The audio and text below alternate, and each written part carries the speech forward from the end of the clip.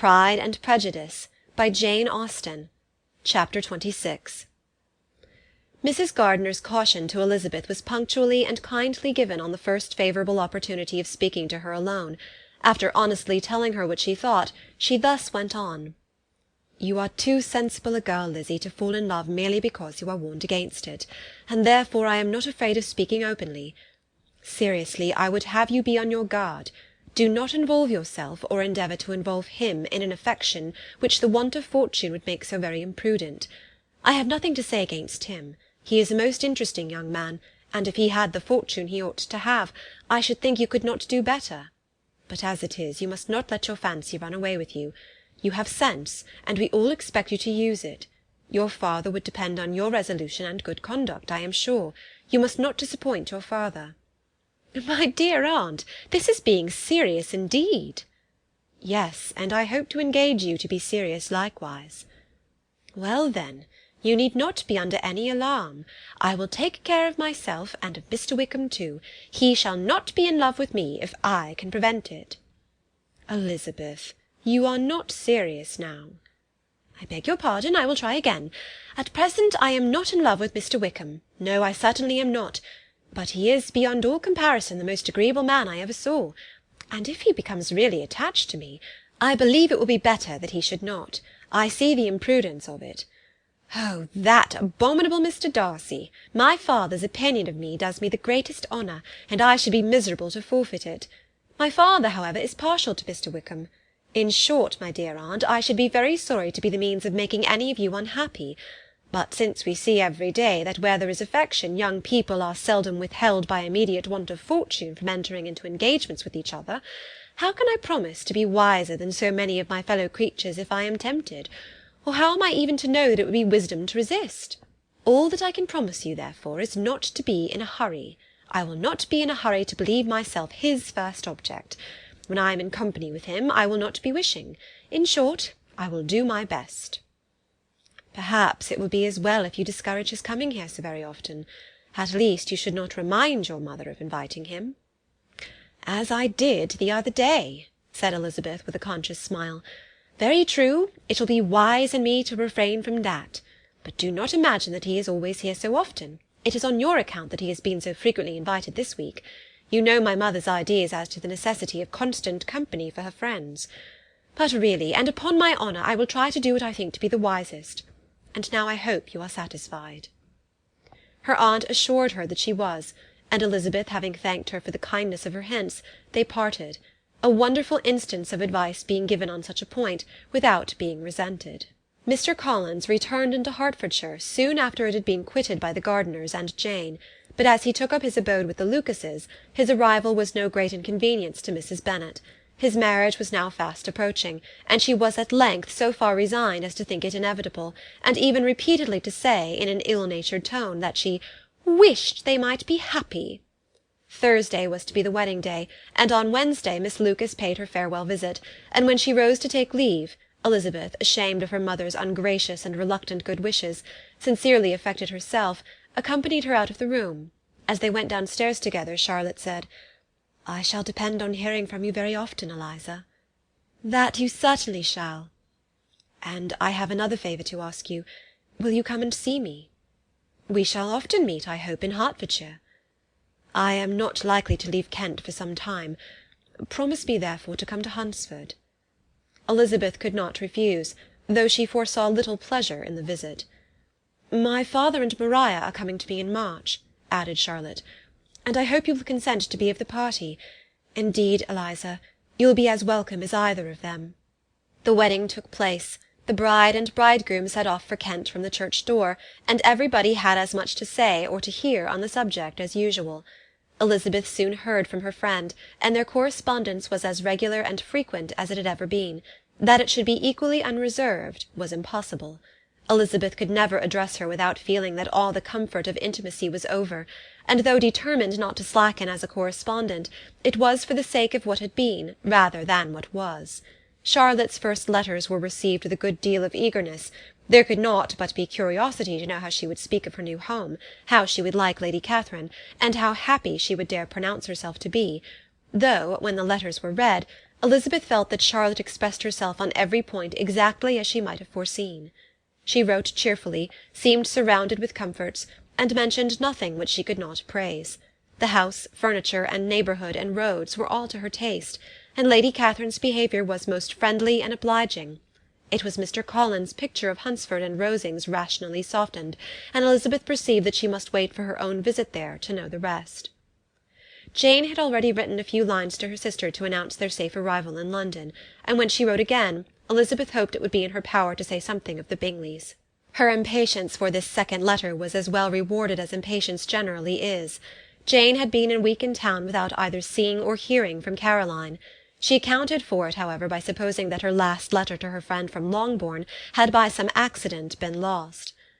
"My aunt," she continued, "is going to-morrow into that part of the town, and I shall take the opportunity of calling in Grosvenor Street." She wrote again when the visit was paid, and she had seen Miss Bingley. "I did not think Caroline in spirits," were her words, "but she was very glad to see me, and reproached me for giving her no notice of my coming to London. I was right, therefore, my last letter had never reached her. I inquired after their brother, of course. He was well, but so much engaged with Mr. Darcy that they scarcely ever saw him. I found that Miss Darcy was expected to dinner. I wish I could see her. My visit was not long, as Caroline and Mrs. Hurst were going out. I dare say I shall see them soon here." Elizabeth shook her head over this letter. It convinced her that accident only could discover to Mr. Bingley her sister's being in town. 4 weeks passed away, and Jane saw nothing of him. She endeavoured to persuade herself that she did not regret it, but she could no longer be blind to Miss Bingley's inattention. After waiting at home every morning for a fortnight, and inventing every evening a fresh excuse for her, the visitor did at last appear, but the shortness of her stay, and yet more, the alteration of her manner would allow Jane to deceive herself no longer. The letter which she wrote on this occasion to her sister will prove what she felt. My dearest Lizzy will, I am sure, be incapable of triumphing in her better judgment at my expense, when I confess myself to have been entirely deceived in Miss Bingley's regard for me. But, my dear sister, though the event has proved you right, do not think me obstinate if I still assert that, considering what her behaviour was, my confidence was as natural as your suspicion. I do not at all comprehend her reason for wishing to be intimate with me, but if the same circumstances were to happen again, I am sure I should be deceived again. Caroline did not return my visit till yesterday, and not a note, not a line, did I receive in the meantime. When she did come, it was very evident that she had no pleasure in it. She made a slight, formal apology for not calling before, said not a word of wishing to see me again, and was in every respect so altered a creature, that when she went away I was perfectly resolved to continue the acquaintance no longer. I pity, though I cannot help blaming her. She was very wrong in singling me out as she did. I can safely say that every advance to intimacy began on her side. But I pity her, because she must feel that she has been acting wrong, and because I am very sure that anxiety for her brother is the cause of it. I need not explain myself further, and though we know this anxiety to be quite needless, yet if she feels it, it will easily account for her behaviour to me, and so deservedly dear as he is to his sister, whatever anxiety she must feel in his behalf is natural and amiable. I cannot but wonder, however, at her having any such fears now, because if he had at all cared about me, we must have met long ago. He knows of my being in town, I am certain, from something she said herself, and yet it would seem, by her manner of talking, as if she wanted to persuade herself that he is really partial to Miss Darcy. I cannot understand it. If I were not afraid of judging harshly, I should be almost tempted to say that there is a strong appearance of duplicity in all this. But I will endeavour to banish every painful thought, and think only of what will make me happy, your affection, and the invariable kindness of my dear aunt and uncle. Let me hear from you very soon. Miss Bingley said something of his never returning to Netherfield again, of giving up the house, but not with any certainty. We had better not mention it. I am extremely glad that you have such pleasant accounts from our friends at Hunsford. Pray go to see them with Sir William and Maria. I am sure you'll be very comfortable there. Yours, etc. This letter gave Elizabeth some pain, but her spirits returned as she considered that Jane would be no longer duped by the sister at least. All expectation from the brother was now absolutely over. She would not even wish for a renewal of his attentions. His character sunk on every review of it, and as a punishment for him, as well as a possible advantage to Jane, she seriously hoped that he might really soon marry Mr. Darcy's sister, as, by Wickham's account, she would make him abundantly regret what he had thrown away. Mrs. Gardiner about this time reminded Elizabeth of her promise concerning that gentleman, and required information, and Elizabeth had such to send as might rather give contentment to her aunt than to herself. His apparent partiality had subsided, his attentions were over, he was the admirer of some one else. Elizabeth was watchful enough to see it all, but she could see it and write of it without material pain. Her heart had been but slightly touched, and her vanity was satisfied with believing that she would have been his only choice, had fortune permitted it. The sudden acquisition of £10,000 was the most remarkable charm of the young lady to whom he was now rendering himself agreeable, but Elizabeth, less clear-sighted perhaps in this case than in Charlotte's, did not quarrel with him for his wish of independence. Nothing, on the contrary, could be more natural, and while able to suppose that it cost him a few struggles to relinquish her, she was ready to allow it a wise and desirable measure for both, and could very sincerely wish him happy. All this was acknowledged to Mrs. Gardiner, and after relating the circumstances, she thus went on. "I am now convinced, my dear aunt, that I have never been much in love, for had I really experienced that pure and elevating passion, I should at present detest his very name, and wish him all manner of evil. But my feelings are not only cordial towards him, they are even impartial towards Miss King. I cannot find out that I hate her at all, or that I am in the least unwilling to think her a very good sort of girl. There can be no love in all this. My watchfulness has been effectual, and though I certainly should be a more interesting object to all my acquaintances were I distractedly in love with him, I cannot say that I regret my comparative insignificance.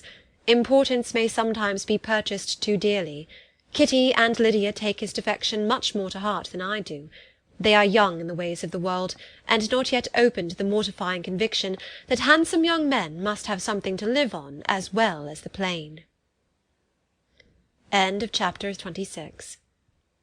Pride and Prejudice by Jane Austen. Chapter 27.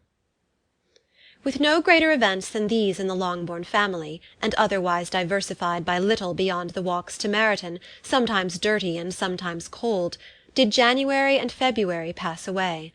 March was to take Elizabeth to Hunsford.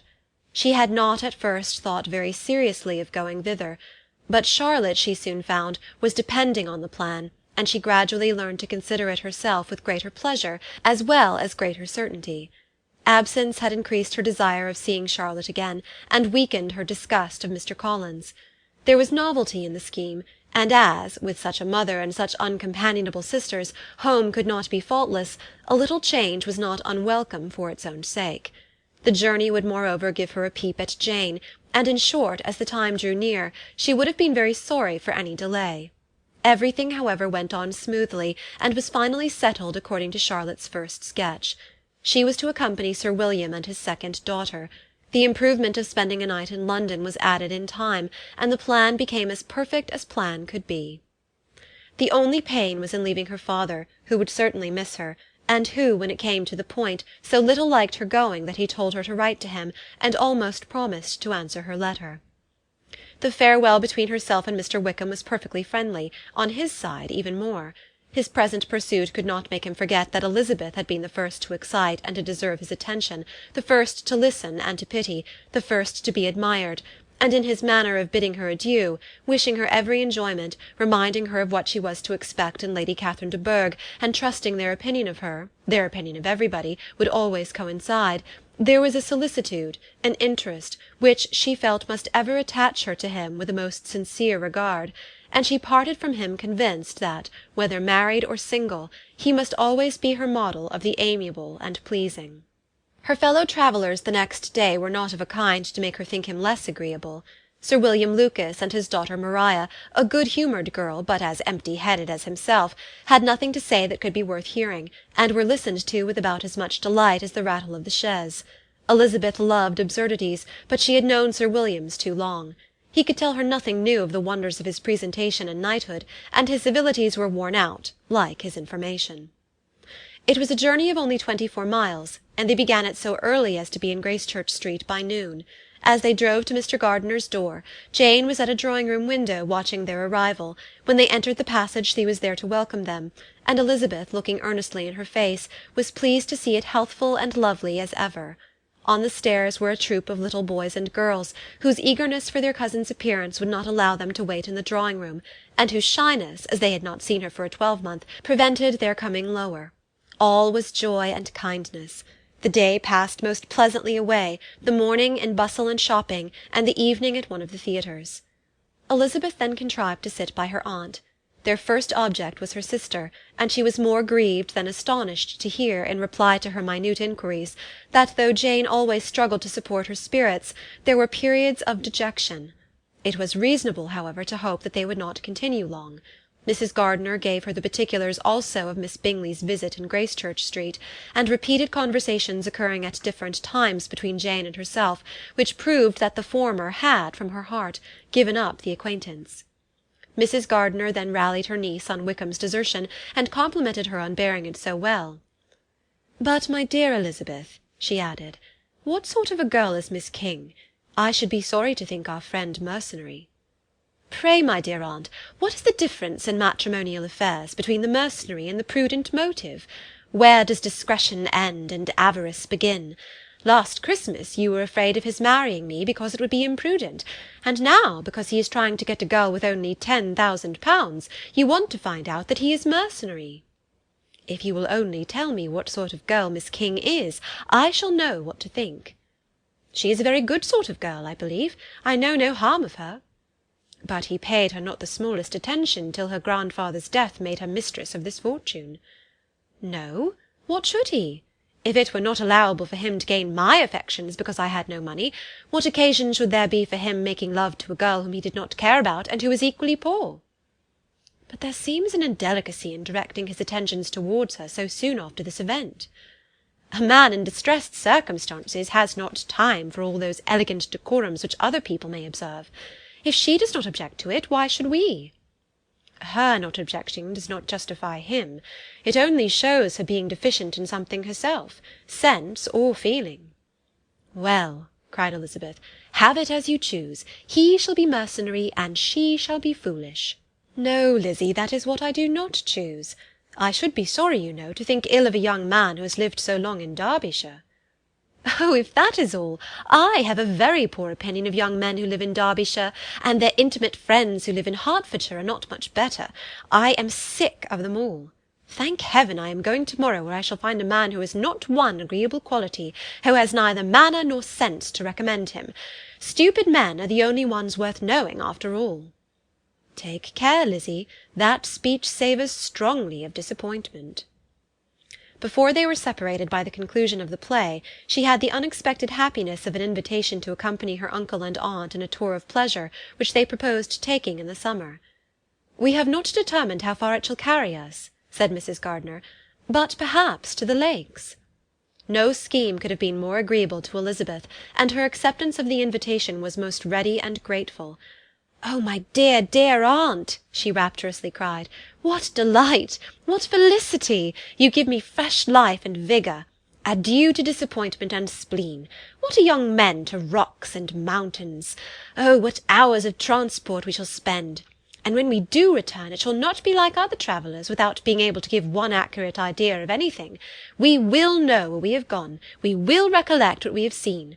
Lakes, mountains, and rivers shall not be jumbled together in our imaginations, nor, when we attempt to describe any particular scene, will we begin quarrelling about its relative situation. Let our first effusions be less insupportable than those of the generality of travellers." End of Chapter 27. Pride and Prejudice, by Jane Austen. Chapter 28. Every object in the next day's journey was new and interesting to Elizabeth, and her spirits were in a state of enjoyment, for she had seen her sister looking so well as to banish all fear for her health, and the prospect of her northern tour was a constant source of delight. When they left the high-road for the lane to Hunsford, every eye was in search of the parsonage, and every turning expected to bring it in view. The palings of Rosings Park was their boundary on one side. Elizabeth smiled at the recollection of all that she had heard of its inhabitants. At length the parsonage was discernible. The garden sloping to the road, the house standing in it, the green pales, and the laurel hedge, everything declared they were arriving. Mr. Collins and Charlotte appeared at the door, and the carriage stopped at the small gate which led by a short gravel walk to the house, amidst the nods and smiles of the whole party. In a moment they were all out of the chaise, rejoicing at the sight of each other. Mrs. Collins welcomed her friend with the liveliest pleasure, and Elizabeth was more and more satisfied with coming when she found herself so affectionately received. She saw instantly that her cousin's manners were not altered by his marriage. His formal civility was just what it had been, and he detained her some minutes at the gate to hear and satisfy his inquiries after all her family. They were then, with no other delay than his pointing out the neatness of the entrance, taken into the house, and as soon as they were in the parlour, he welcomed them a second time, with ostentatious formality, to his humble abode, and punctually repeated all his wife's offers of refreshment.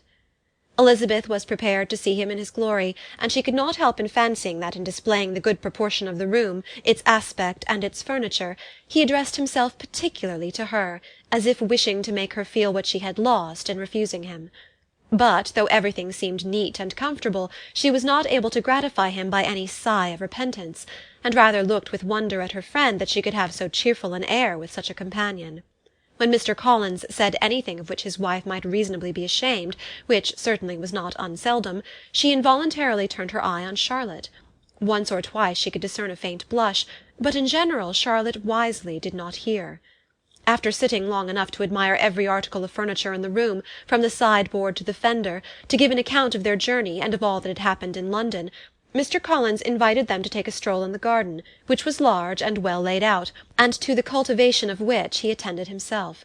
To work in this garden was one of his most respectable pleasures, and Elizabeth admired the command of countenance with which Charlotte talked of the healthfulness of the exercise, and owned she encouraged it as much as possible. Here, leading the way through every walk and cross-walk, and scarcely allowing them an interval to utter the praises he asked for, every view was pointed out with a minuteness which left beauty entirely behind. He could number the fields in every direction, and could tell how many trees there were in the most distant clump. But of all the views which his garden or which the country or kingdom could boast, none were to be compared with the prospect of Rosings, afforded by an opening in the trees that bordered the park nearly opposite the front of his house. It was a handsome modern building, well situated on rising ground. From his garden Mr. Collins would have led them round his 2 meadows, but the ladies, not having shoes to encounter the remains of a white frost, turned back, and while Sir William accompanied him, Charlotte took her sister and friend over the house, extremely well pleased probably to have the opportunity of showing it without her husband's help. It was rather small, but well built and convenient, and everything was fitted up and arranged with a neatness and consistency of which Elizabeth gave Charlotte all the credit. When Mr. Collins could be forgotten, there was really an air of great comfort throughout, and by Charlotte's evident enjoyment of it, Elizabeth supposed he must be often forgotten. She had already learnt that Lady Catherine was still in the country. It was spoken of again while they were at dinner, when Mr. Collins, joining in, observed, "Yes, Miss Elizabeth, you will have the honour of seeing Lady Catherine de Bourgh on the ensuing Sunday at church, and I need not say you will be delighted with her. She is all affability and condescension, and I doubt not but you will be honoured with some portion of her notice when service is over. I have scarcely any hesitation in saying that she will include you and my sister Maria in every invitation which she honours us during our stay here. Her behaviour to my dear Charlotte is charming. We dine at Rosings twice every week, and are never allowed to walk home. Her ladyship's carriage is regularly ordered for us. I should say one of her ladyship's carriages, for she has several." "Lady Catherine is a very respectable, sensible woman indeed," added Charlotte, "and a most attentive neighbour." "Very true, my dear, that is exactly what I would say. She is the sort of woman whom one cannot regard with too much deference." The evening was spent chiefly in talking over Hertfordshire news, and telling again what had already been written, and when it closed, Elizabeth, in the solitude of her chamber, had to meditate upon Charlotte's degree of contentment, to understand her address in guiding, and composure in bearing with, her husband, and to acknowledge that it was all done very well. She had also to anticipate how her visit would pass, the quiet tenor of their usual employments, the vexatious interruptions of Mr. Collins, and the gaieties of their intercourse with Rosings. A lively imagination soon settled it all. About the middle of the next day, as she was in her room getting ready for a walk, a sudden noise below seemed to speak the whole house in confusion, and after listening a moment she heard somebody running up the stairs in a violent hurry, and calling loudly after her. She opened the door and met Maria in the landing-place, who, breathless with agitation, cried out, "Oh, my dear Eliza, pray make haste and come into the dining-room, for there is such a sight to be seen. I will not tell you what it is. Make haste and come down this moment." Elizabeth asked questions in vain. Maria would tell her nothing more, and down they ran into the dining-room, which fronted the lane, in quest of this wonder. It was two ladies stopping in a low phaeton at the garden gate. "And is this all?" cried Elizabeth. "I expected at least that the pigs were got into the garden, and here is nothing but Lady Catherine and her daughter." "La, my dear," said Maria, quite shocked at the mistake, "it is not Lady Catherine. The old lady is Mrs. Jenkinson, who lives with them. The other is Miss de Bourgh. Only look at her. She is quite a little creature. Who would have thought that she could be so thin and small?" "She is abominably rude to keep Charlotte out of doors in all this wind. Why does not she come in?" "Oh, Charlotte says she hardly ever does. It is the greatest of favours when Mr. Bourgh comes in." "I like her appearance," said Elizabeth, struck with other ideas. "She looks sickly and cross. Yes, she will do for him very well. She will make him a very proper wife." Mr. Collins and Charlotte were both standing at the gate in conversation with the ladies, and Sir William, to Elizabeth's high diversion, was stationed in the doorway, in earnest contemplation of the greatness before him, and constantly bowing whenever Miss de Bourgh looked that way. At length there was nothing more to be said. The ladies drove on, and the others returned into the house. Mr. Collins no sooner saw the two girls than he began to congratulate them on their good fortune, which Charlotte explained by letting them know that the whole party was asked to dine at Rosings the next day. Chapter 28